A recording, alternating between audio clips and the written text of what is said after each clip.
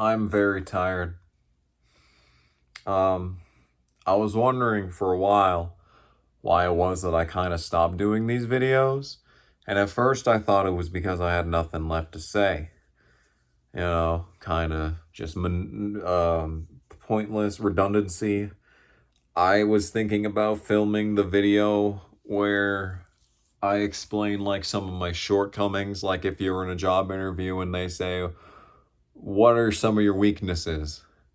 And I had a couple I wanted to share with the class. But then I realized I made that video already. So I was like, oh, guess I won't make that. But I see now the reason why these videos were so very much in bloom a while back is because when I do these videos on the verge of collapse from being tired, they tend to be better. They tend to, even though I'm on the brink of falling apart, and like in the current situation I find myself, I can barely adjust myself without falling over. There is a rawness to being sleep deprived that I think is underappreciated. I feel people should experience an all-nighter at least once in their life. And if you haven't experienced an all-nighter before you like turn 13, you're missing out. Pulling an all-nighter when I was really little was strangely easy in a sense.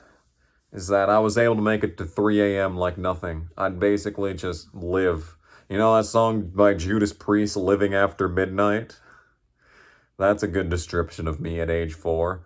I remember staying up until 3 every night, specifically until 3 a.m., because they'd play a specific bumper with like an old-timey black and white Disney style to it, except it was Cartoon Network, so there was a charm to it that was not a Disney charm, but a early 2000s Cartoon Network charm. I wish I could find that bumper, but it was played at 3 a.m. in 2002, so, probably not going to find it. But, Lost Media has found all sorts of shit. Blame it on George. Or Jorge. He kind of flips in between. I knew a guy named Jorge in high school. He hated the name. He wanted people to call him George. I called him George. Good guy. I don't really know what happened to him. Well, I know he got one of the people in the class above me pregnant. He had to retake junior English, and I partnered with him once. I think he dropped out of high school shortly after that. I'd like to think that I had a positive influence on him, that I was the one that was able to convince him to stay another day. Yeah, it was whilst driving back, listening to some melancholic Death in June music. By the way, it's June. The month of Death in June lives on. I haven't listened to much Death in June this month. Yeah, and I'm just sitting here thinking, wow, I have so many things that I would like to discuss with YouTube at this moment, but I'm driving, so, can't really pull out the phone. I mean, I could. Nothing's stopping anyone from texting and driving. And that brings me to my next point, which is not about texting and driving. It's about driving drunk. I read somewhere that driving while sleep deprived is just as bad as drunk driving. And in my blissful state of being half asleep, rubbing my legs right now, I'm not going to show you because I'm not wearing pants, but I'm rubbing my leg right now. It's oddly soothing. In this, loopy, sleep deprived state, you know, it's just a window into the soul, if you ask me. And I hate alcohol, so I don't drink hardly ever. But when they say that, like, driving while sleep deprived is a lot like driving drunk, this is what a lot of drunken people, they get into a talky type mood. They slur their speech. I mean, I really haven't slurred my speech very much in this video yet, I say. But, it got me thinking, like, I think driving while sleep deprived is worse than driving drunk. Like not worse in like a moral sense, but worse in like a hand-eye coordination sense. Like, and that's not to diminish drunk driving as a bad thing. It's more to build up the severity of driving tired.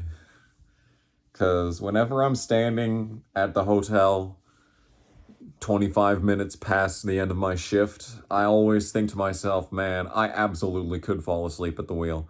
Because I take medication to help sleep. And, I mean, it's good shit, dude. It's the only way that I ever sleep.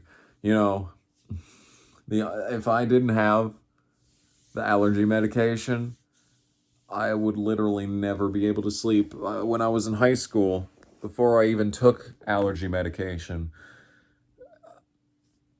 the only way I could get to sleep is if I stayed up until 2:30 a.m. playing games, and then I was tired. If I tried to go to bed at 10:30, I'd just lay there for upwards of 2 hours, and I'd always keep, I'd just be flopping around because I can't get, I mean, I can get comfortable. But, like, I'm just laying there like, any fucking day of the week you're ready. Any fucking day of the week you're ready to, sleep, body. And it never happens. And then I'm periodically looking at the clock because I'm just laying there doing fuck all. If I could, like, fucking, like, obtain some kind of tangible knowledge. Like, if I could learn how to play, like, piano while trying to fall asleep, then, being awake for 2.5 hours before you fall asleep wouldn't be that bad. It'd be pretty good, actually. But no, I'm just laying there doing literally fuck all. And then I look at the clock and it's 3 a.m. and I'm like, this is great. This is wonderful. I'm so glad I haven't slept at all this entire time. And I have literally felt several hours pass by with absolutely nothing accomplished. Yeah. It's a good time, really. So that's why allergy pills are good. Because they work. And nothing else does. Yeah. I don't know what I was talking about. Yeah. So, like, because drunk driving is, I think, a cardinal sin. I think there is very little that you can do that is more irresponsible and puts more lives at danger than drunk driving. I think it's reprehensible. I think the only way that someone can rectify driving under the influence is by just, like, straight up turning in their driver's license and being like, I'm done. Be like, okay. I believe in redemption. I believe in rehabilitation. But drunk driving is so grossly irresponsible that there is just nothing that can just put you back in my good graces after that. It's hard, dude. It's hard. And my life really hasn't even been personally impacted by drunk driving, but, like, I've seen enough to know that I don't enjoy that practice. Yeah. Was there anything else I wanted to talk about besides the fact that I'm tired? Yeah. So, well, let's get philosophical, I guess.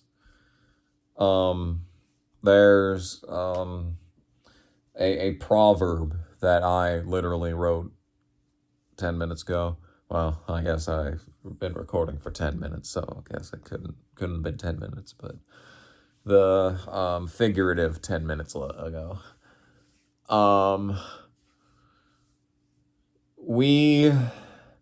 there is absolutely nothing guaranteed in this life. Absolutely nothing guaranteed in this life.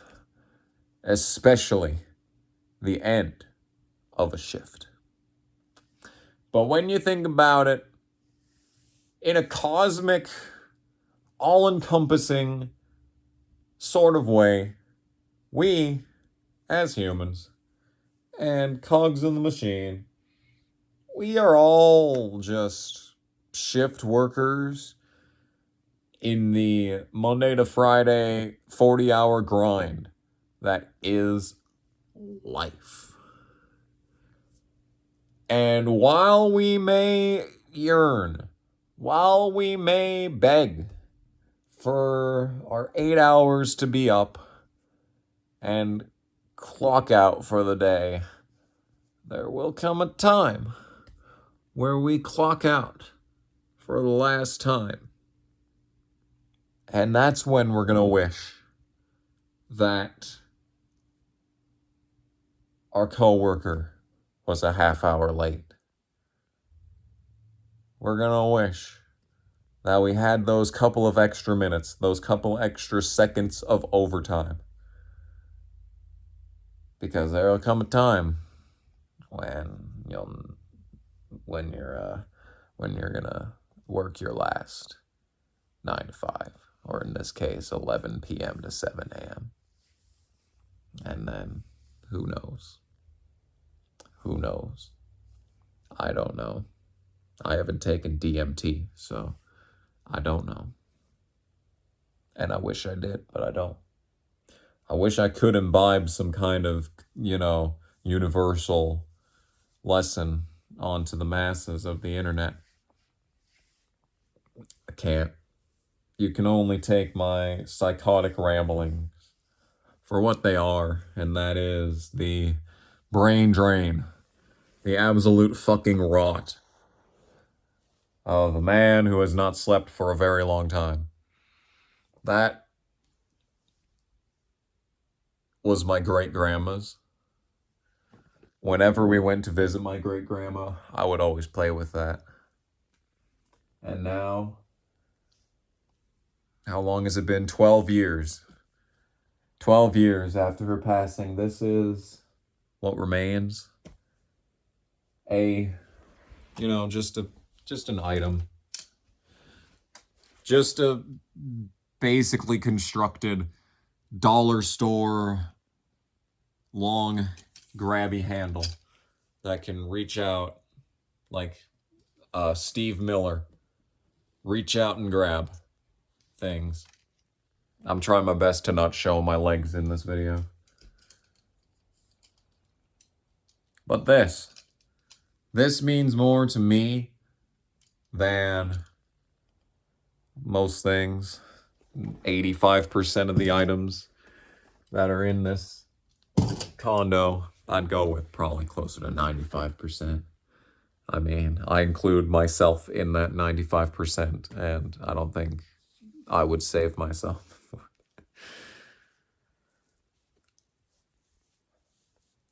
It's kind of wild how you can grow attached to a dollar store hook, like extension hook, to grab things. And yet, I don't know if that's a good thing or not. Because then you gotta take a look at the people who are on like Hoarders Buried Alive. And they ascribe a lot of human quality, human-esque features to every sheet of newspaper that's just littering their living room. It's kind of like, that's not good. So at what point does it become a bad thing that I ascribe this much personal connection to the dollar store grabbing hand? At what point do we hit the asymptote, the slip curve of it's fine, it's fine, it's fine, it's fine, it's fine. Oh God, it's not good. Infinity. Infinity is a big number. At what point does that graph reach the point where the tipping point, the escalation, the point of no return, as it were? At what point does me ascribing non-human things with there's my leg? It's a good leg. It's actually, this is not the only leg I have. I have two. There are two good legs.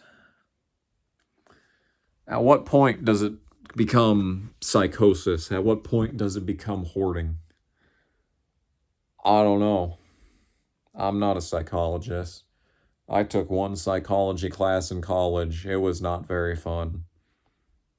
The teacher was absolutely insane, and the assignments weren't very good. I didn't learn much. I learned about the Pavlovian conditioning. I think I also learned it in high school and then forgot about it before college happened. You know, I didn't even get to do the Brad Pitt pointing meme. Didn't even get to do the Brad Pitt pointing meme when I realized, oh shit, I already know this. I did not get to do that. I didn't learn shit at college. The only thing that I learned at college is that I am mediocre. Because whilst I was able to coast through high school and coast through like the first half of college, once I got to the classes that were actually core parts of the degree, once I got into the 300 level classes and like people who actually knew how to use Adobe Illustrator were doing shit, that's when I realized, uh-oh, I fucked up.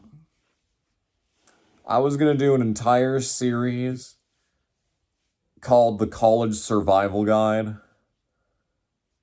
I was going to make it into 4 parts. I was going to make it into 4 parts describing how to survive each of your 4 years as a college student.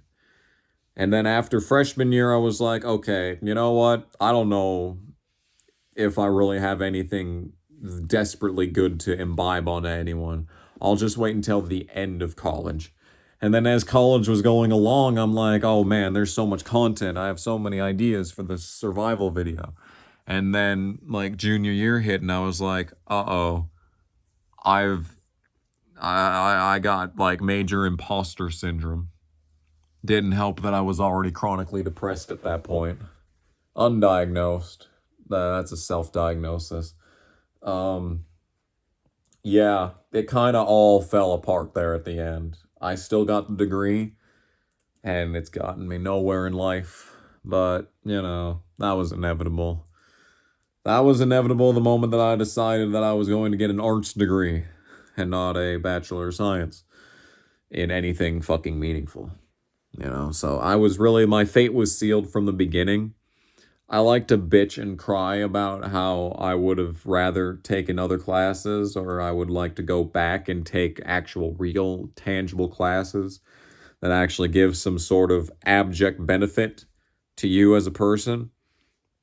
And at some point, you just realize that, man, it was doomed from the start. It was doomed from the start. No matter what I did, I was kind of fucked. Especially given the trajectory that my life took after starting YouTube. Like, that's when it was really over. Like, that's the second it was like, the second that I realized that I could do this, that I could become a video maker and just fucking record myself playing video games all day and get paid to do it, that was it. That was the final nail in the coffin. No matter what I did at college at that point, it was over. And even though I got a degree in, you know, basically making YouTube videos, was basically the entire degree. And I've applied those skills exactly twice in a professional fashion. You know, someone call that a success. Maybe in a, generic sense. But I mean, even if I had gone into mechanical engineering, even if I had gone into like automotive mechanics and stuff, even if I, fucking took a programming class, if I like became like a developer, like I learned fucking Python or something, even then it was done. Everything was said and done at that point because even if I pursued a different fucking degree, I still would have been the same way that I was in those classes. And like that's what's the most fucked up part about it is that I was just doomed from the start. There was no shot. I had no shot at actually getting any meaningful education because I just rode through the first half of my fucking thing. And then the second that I wander into this class with full of people who actually like took the previous classes at that school using programs that actually mean something. In my first college, we took like desktop publishing on this random program that I've never heard of, and I don't even remember what it was. It wasn't Open Office. It wasn't Microsoft. It wasn't a Microsoft product. It wasn't a Sony product. It wasn't an Adobe product, which is the biggest problem because the next school that I went to was exclusively Adobe products. I don't even know how to use, what's it called? Adobe. Oh, I don't know what the video editing software for Adobe is even called. I didn't even know how to use that. And then when I started my fucking video production class, and this dude's like, okay, we're gonna go. It's Premiere. Adobe Premiere. We're gonna use Adobe Premiere. My professor, Bernie Sanders. And I just sat back like, can I use Vegas? They used fucking Adobe products for audio production. All I ever used was the built-in voice recorder or fucking Audacity. They didn't use Audacity in college, though. No, they didn't. They used something else. Another Adobe product that I don't know the name of. Yeah. But I've told this story before, but there was a project in advanced desktop publishing, and that project was the moment that I stopped caring about college. The exact moment that I realized how fucked I was. When there was a design contest or something, we did a lot of stuff. We did a lot of stuff in advanced desktop publishing. We did a lot of stuff. And a lot of it was like real world application. Like we designed these bookmarks for the local library to promote one of their shits, like one of their special programs or something. And I had fun doing that. I thought I made a really good bookmark. They didn't choose my design, and I was very mad because I thought I did a really good job. I thought I did a really good job. There was this like, like veterans memorial service of some sort, and we were tasked with making the posters for this. And I was like, okay, I want like two guys walking off into the sunset in like, military uniform and shit. And what I made was really shitty because I made it in Photoshop because I didn't know how to use Adobe Illustrator. Yeah. And when it came time to present them, there was this one lady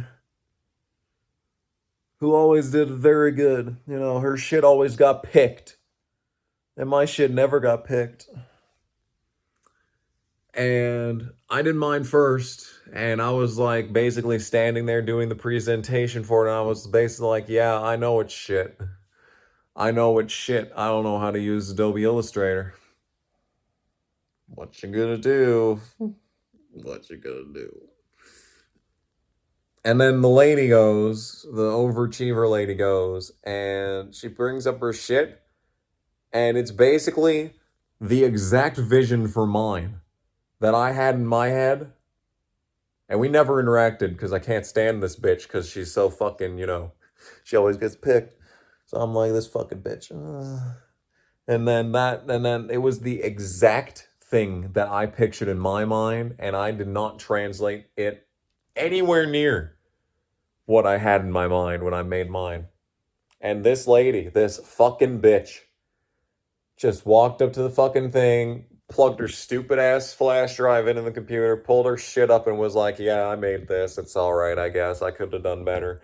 And it was literally the exact vision that I had for my poster that I was completely incapable of translating into an actual physical product. And that was the exact moment. That was the moment I realized, fuck, the last 2.5 years of my life trying to get this degree, trying to, build up to it, trying to, learn how to do stuff, but essentially just coasting through all the easy classes. And that was the moment that I realized this was all for nothing. I will never make it in this industry. I've wasted,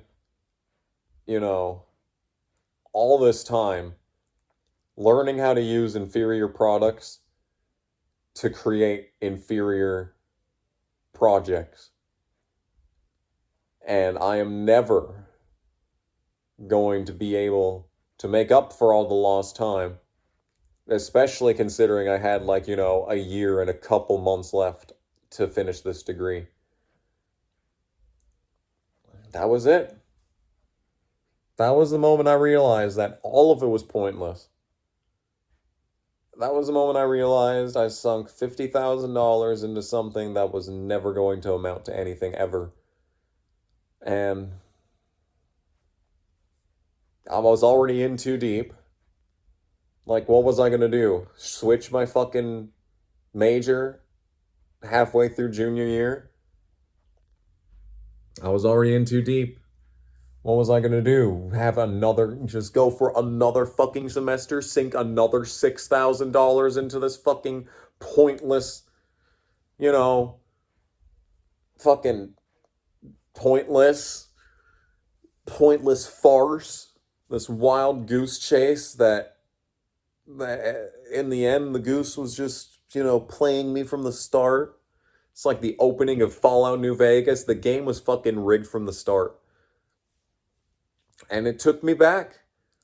Just in that moment, just in that 10-second time frame of me looking at that fucking poster that this bitch made, I just flashed back all the way to the start of YouTube. The moment that I fucking first realized that you can make money off playing video games online. It took me all the way back, life flashing before your eyes. Like, I think I died that day. I think in some other life, I died that day. And the KG that was around before then, I think that's probably when the shift happened, if I'm honest.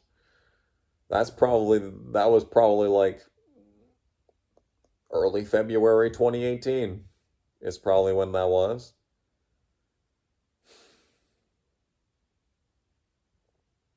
And then my life was downhill from that fucking moment.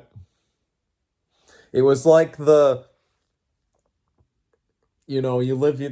people say that you live your life blind, for some time. Like there's a veil over your eyes that you can't see the world for the way it really was. That was the day the veil was lifted and I saw the world for what it really was. Because before that, we were fucking booling. Before that, like that was right that when I fucking transferred, like that was right when I got my first actual gig as a videographer, and I got paid to do it. that was my first ever, right around that, that January of 2018 was when I did my first ever sports live commentary with Snowcross and fucking CBS Sports. I was an employee of CBS Sports for a while.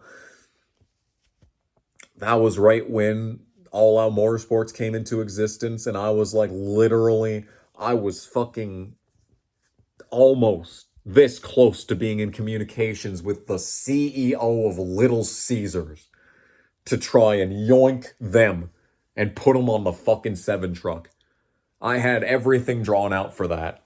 Everything was drawn out for that. Well, not really like physically, but like mentally, I had it drawn out. I didn't actually put pen to paper at that point because I wasn't ever expecting to actually get an audience with him. I was just waiting. I was just trying too hard back then. And like, NASCAR YouTube was just taking off. And like, people, like on Twitter, I'd tweet. And like 10 seconds after tweeting, it would have 10 likes. You know? I would say something and people would listen. It was like, it was wild. And I was meeting all these incredible people. And like, the world was like, the world was my oyster, dude. It felt like everything was coming together. And it felt like I was living a fucking, like, chick flick, you know? Like everything was just going perfectly. I was just communicating with people. I was learning how to fucking, be a socialite. I wasn't some scared fucking teenager that didn't know what the fuck he was doing. I thought for a while, I thought that I had the world figured out, and then everything that could possibly go wrong went wrong in 2018. Oh, and it took a long time to recover from that. Still picking up the pieces to this day, basically. And yeah.